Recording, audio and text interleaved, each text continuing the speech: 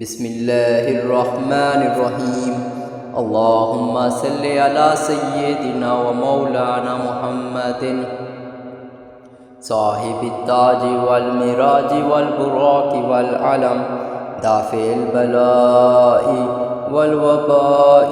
والقحط والمرض والعلم اسمه مكتوب مرفوع مشفوع منقوش في اللوح والقلم سيد العرب والعجم جسمه مقدس مؤطر مطهر منور في البيت والحرم شمس الضحى بدر الدجى صدر الأولى نور الهدى كاف الورى مصباح الظلام جميل الشيام شفيع الأمم صاحب الجود والكرم والله واسم وجبريل خادم والبراق مركب والمراج سفره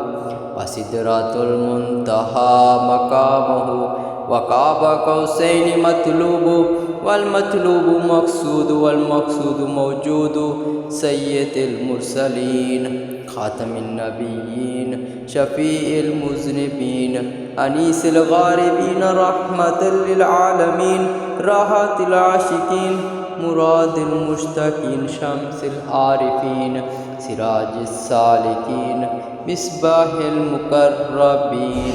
محب الفقراء والغرباء والمساكين سيد الثقلين نبي الحرمين إمام القبلتين وسيلتنا في الدهرين صاحب قاب قوسين محبوب رب المشرقين ورب المغربين